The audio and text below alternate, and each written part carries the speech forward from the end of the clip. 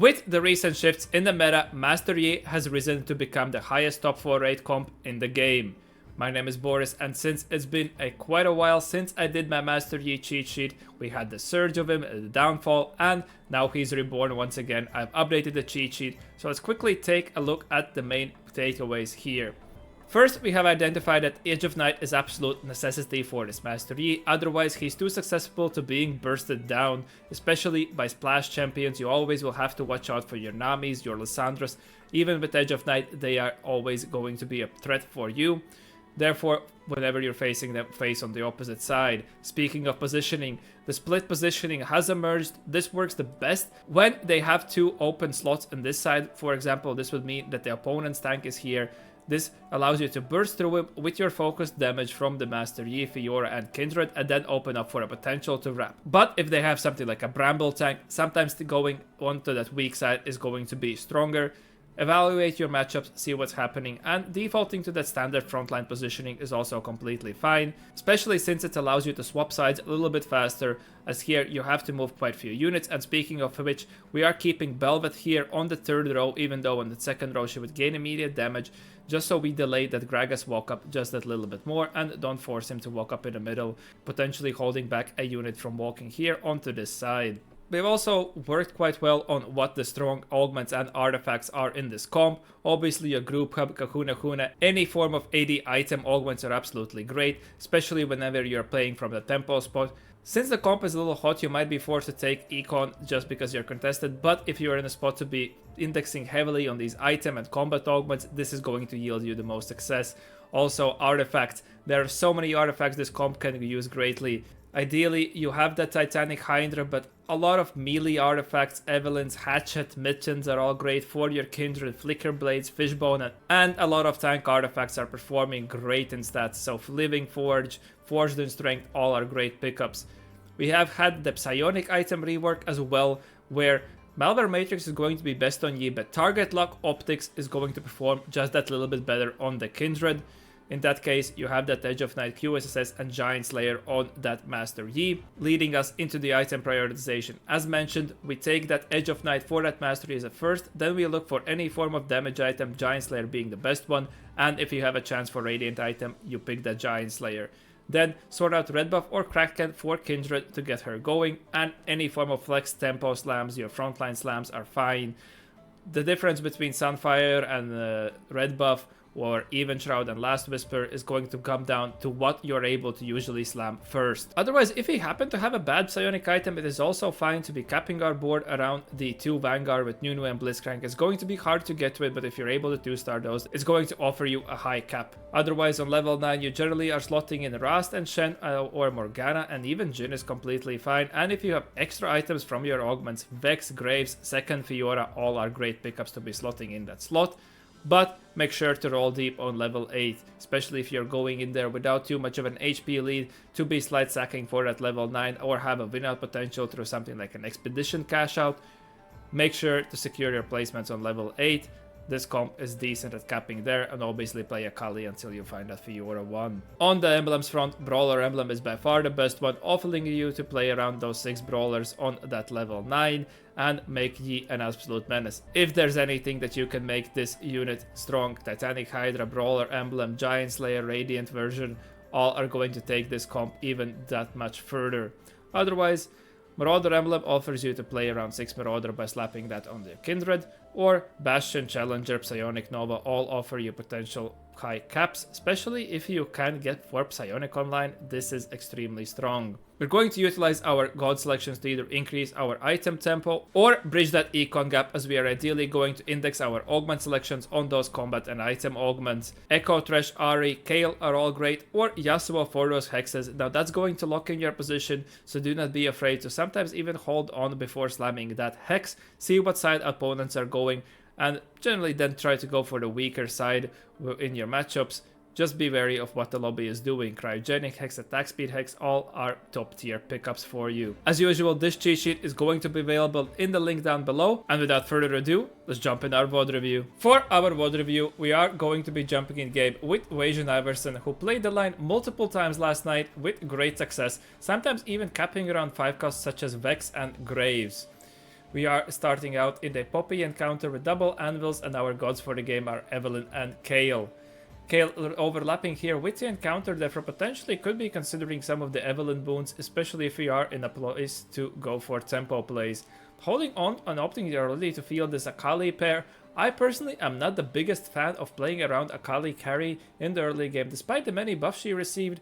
Somehow the melee carries in this set, even though they're supposed to be quite strong in the early stages of the game, haven't been that appealing to me. We have opted to hold on also to Gwen, which in my opinion is an amazing unit, even though a melee carry, she can get those resets and be quite of a demon. And Lysandra pair with a Cho'Gath, lacking a little bit on the frontline part, and our shops, well, we have this Jax, but we opted not to hold on to it. Perhaps considering the possibility even for that Akali reroll here, our slam would most likely be a Sunfire if we had that frontliner, as it's a great frontline item and item early game in general. Patience is a virtue here. Augment has finally been received a few times this set.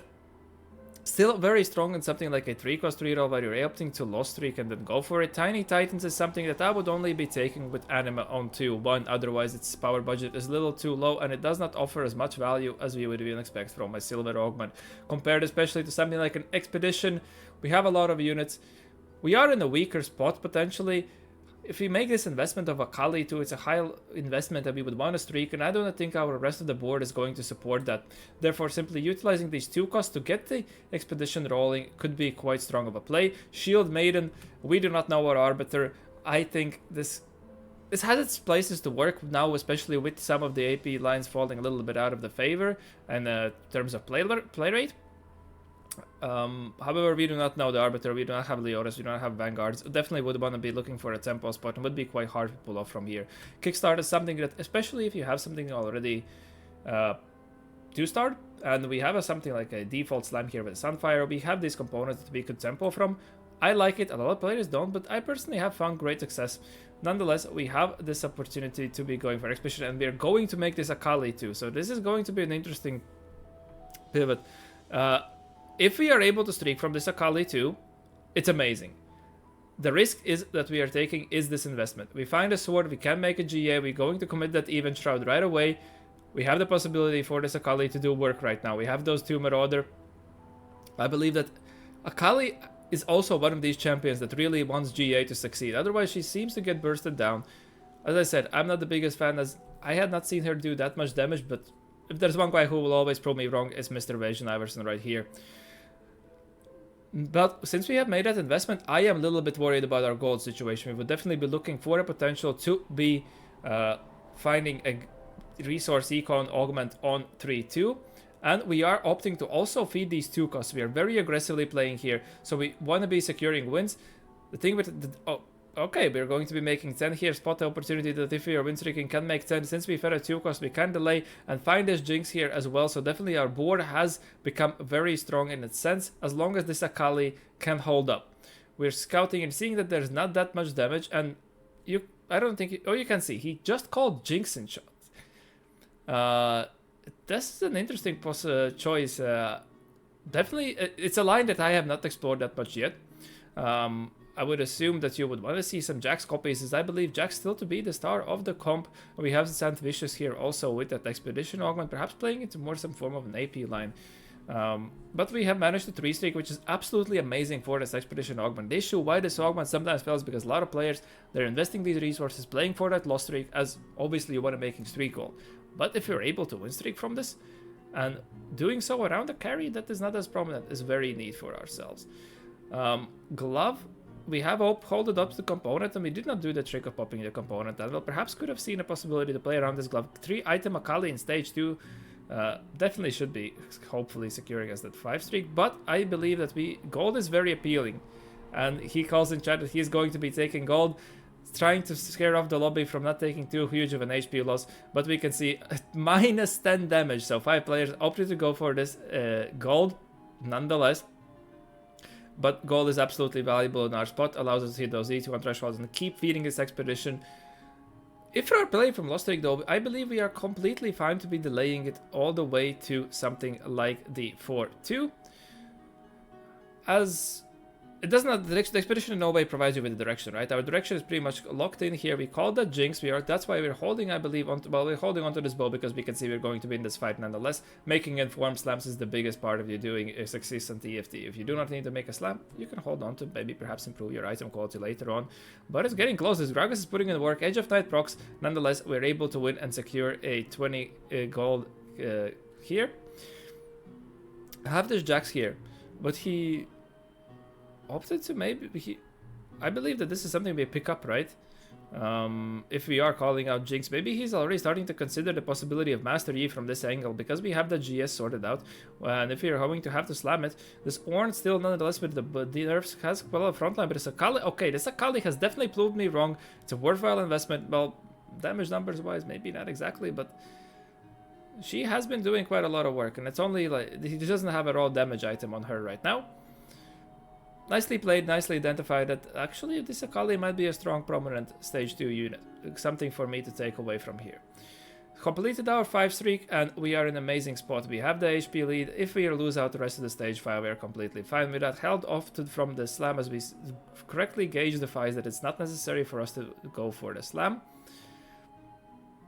And now we are starting to feed even the 3 costs. Have the choice between QSSS and Last Whisper, but oh, but we have the even shroud, so I don't know why we have the Last Whisper. But we have prominent Master Yi set up here, so I believe our plan for the Jinx is completely gone from this point. So we are going to be going for the Master Yi already committing from this spot, and I believe that the Radiant GS is going to be the item we're going to be going for. Whenever you can get some kind of a juice for this Master Yi, Titanic Hydra, Brawler, Emblem, and Radiant GS being the 3 big ones, this unit is absolute monster.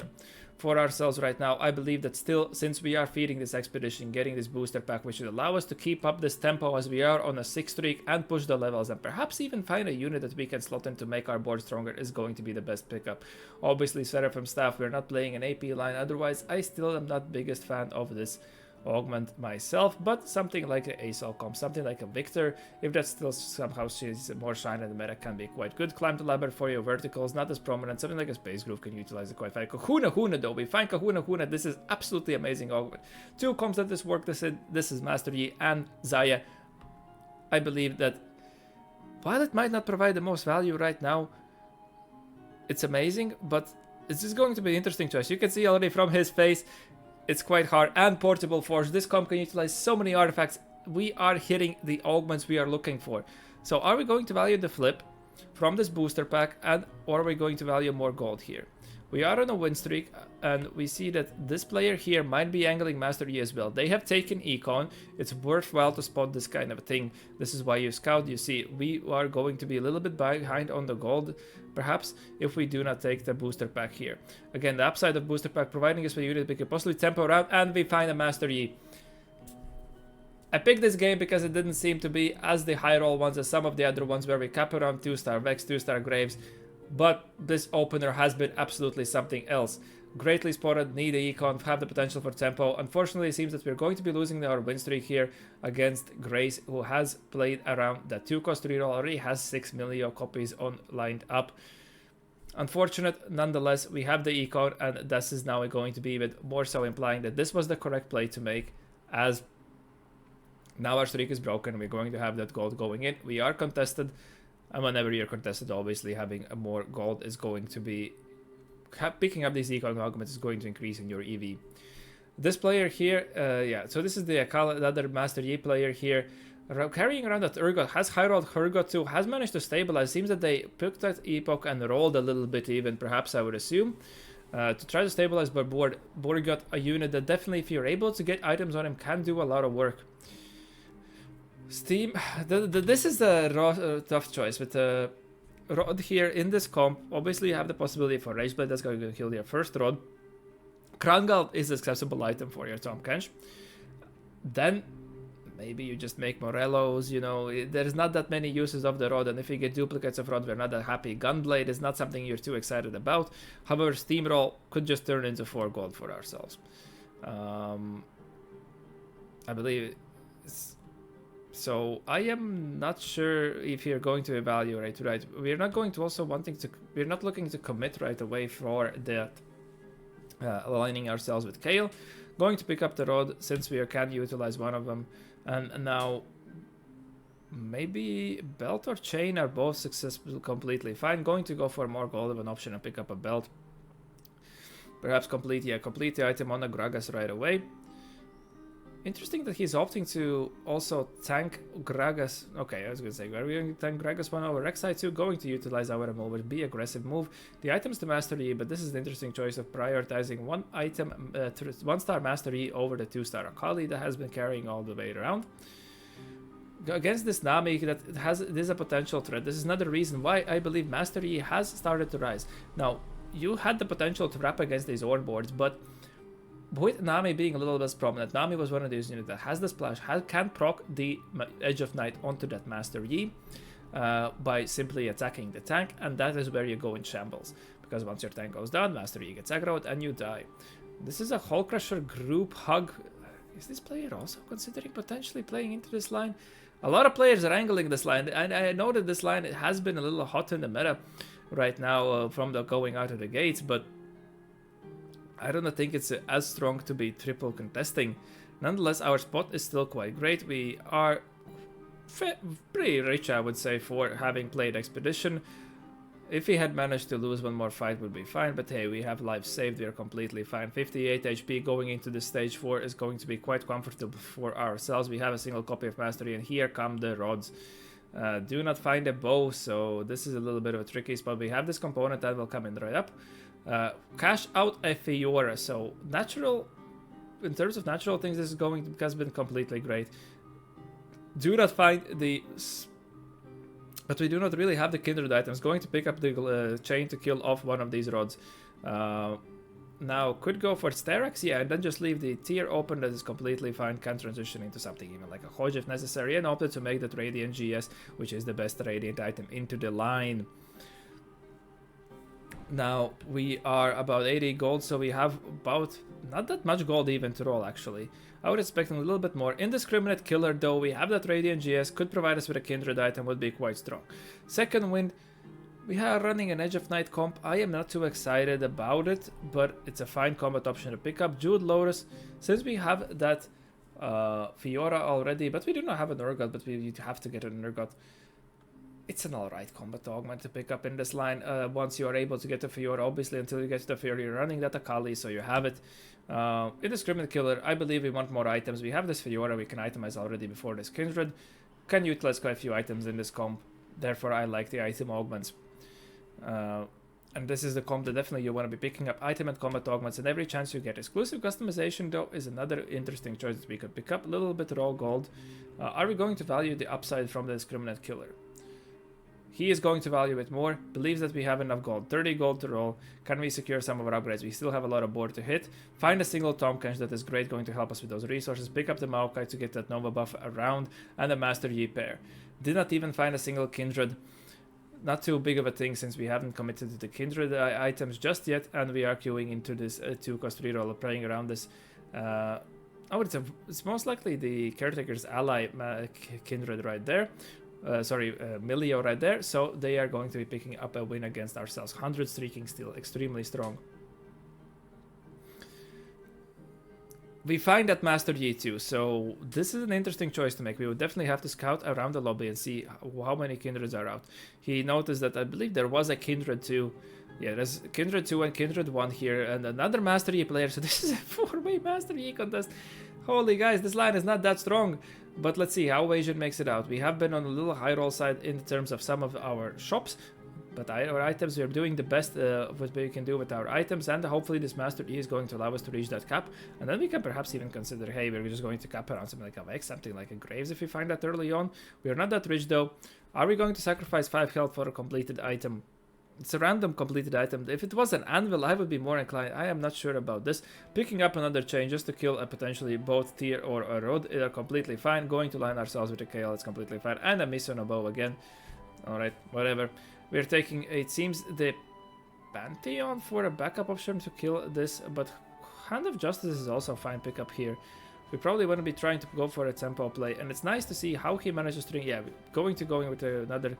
Crown Guard and Hodge, if we are committing our items heavily here, since if we are able to get our contesters out by simply preserving as many lives and being as strong as possible, we can win. You can see an interesting choice here, flexing around the Ramos as the Calm Kench is just so contested, but our Master Yi, through to that last second swap, does get on this backline, and we're able to pick up a win right there, which is a great sign. Getting some of our contesters out, we can econ up meanwhile, no need to dig very heavily, and we have this Maokai 2 printed for ourselves, so going to transition items onto him, even though those are not the best items. Maokai loves those HP items, is completely fine. Grace here also, I believe, takes steamroll, so this guy is definitely on a potential for a win out. Again, on the opposite side, it is another of our contesters contesting even with a drone. Yeah, this is going to be interesting meta to play out. I believe you people are definitely indexing onto this line too much. For ourselves, we would just be looking for a completed item, evaluating if this IE is fine, and we are going to believe so. Just going to slam that right there and still look to push levels. If we start losing but see that one of our contesters is out, one of these Kindred 2s is returned to the pool, then we could potentially consider rolling here. Good trickle discipline here, and Maokai 2 will have to suffice for ourselves as Tom Kenches are also out of the pool, but this mech player here with that Radiant Gargoyles is also quite scary, hovering the last second swaps, some of the positioning trying to do the tech, considering if there's any way for him to wrap that mech, and I believe that is a possibility for you to do so. If the mech is where this Blitzcrank is right now, and the ASOL is going to be flying around this direction, I believe you have a potential to sometimes re-aggro onto this mech and secure a win. Holding on to the extra Master Yi, this is something you definitely do whenever you're going, if it's 3 ways, you always just simply hold on to these extra copies. If it's 3-way contest, delay the contesters, you're going to be, especially if it's their carries or tanks, right, in your forecasts. Holding on to these extra copies for you is just going to be extra AVP, and if you see there's other players in the lobby 3-way contesting, just do it. You're going to be gaining you're getting the placement. You're improving. You're sacrificing gold to actually improve your placement quality. Grace here still on that 90 HP, extremely strong going in there, but we have secured ourselves a top 4. Not that rich. Finally that one of those Kindreds, but then the Sent Vicious immediately picks up Tom Kench too. We're going to be opting to push the levels aggressively, fit in this Kindred right now. Still opting to play around this board with a Kali, since this is only an Urgot 1. Getting the extra crits, especially since we have Hodges completely fine. Are we going to be able to retarget? I believe, yeah, we're going to re-target onto this Corky, the little positioning error from this player right here. So this is an easy pickup for ourselves, and is Sandwich is going to be dropping out. He still wins, so we'll still have to hold on to our trigger. We have the HP lead to do so. Not opting to go for that Rage Blade. That is an interesting pickup, since we identify we're quite sufficient in this aspect. Have that IE slammed right there, so it's going to synergize that with the Striker's Flail. Have to give up, I believe it was on the... I didn't catch what we exactly gave up, but the last second swap to get this Maokai here to stall, but we do have to front to back this Mighty Mech here. Fiora 2 will be extremely clutch in here, but Sandwich is going to clear us up. Nonetheless, have the Kindred pair locking the shop for the Rast. Now giving up on the Kali. Perhaps that was the plan all along. Unfortunate for us to miss a shop there, but we are just hoping that Grace here can take out no, we are fine. Our other contestant dropped out, so we are just now gold poor. We went for that aggressive level to try to secure these placements, and this is sometimes simply the right play to do for you. Does get a wrap here onto this Ghost. The Grace here has that issue of not having enough frontline to support, but he's still able to take out Saint Vicious, so now we are in 1v1. Find that Kindred 2. Greatly spotted play, that this is something we can go for. If we are able to find that Tom Kench too, we should be quite strong. It's interesting that he has not opted to go for this split positioning throughout the whole game. Perhaps this standard positioning does leave you a little more safe, especially without Tom Kench too, right? And perhaps he's evaluating that this is the way, and there's no that high of a potential for wraps. Find that Fiora too. Just since we would be a little low on the remover economy there, because we really wanted to perhaps get this Warmogs onto this Maokai. Unable to find the Tom Kench too, but the lack of frontline from Grace here is starting to show. We're able to burst through it, but even though with these kind of scuffed Kindred items, but it has been discovered that, well, yes, you do want to have the attack speed items on the Kindred, she can do with pretty much any AD items you are able to give her. First, the priority of items should be to sort out at Edge of Night, and then some damage on Master Yi, especially damage amp is something he likes. And then just do, you're going to suffice and just slam whatever you can. Does have Blitz too, but still stuck on Nunu 1 with that Bramble Vest. It's not going to be enough. We are able to clear him. We have all that true damage coming in, so the game is going to most likely end in this state. Has picked up a Shen 2, but still no Nunu 2 from his hide. And it's Huntress, so it's not going to be as high of a cap. Again, evaluating here that especially with a Blitzcrank in our opposition, not going for the split positioning is quite worthwhile. Trying to get the strongest rank in front of this Milios just so we can stall long enough. Going to attack, try to attack the weak side, as that is absolutely amazing for ourselves. Eliminating the units, preventing their value through their cast. Does get a little bit closer with this Shen 2, but it's still not enough. I do not think it's going to be even remotely close without the Nunu 2. Now has hit Nunu 2, but we have doubled down on frontline items. Even opted to pass from that for that red buff. As you see that there's not that much healing even onto this board.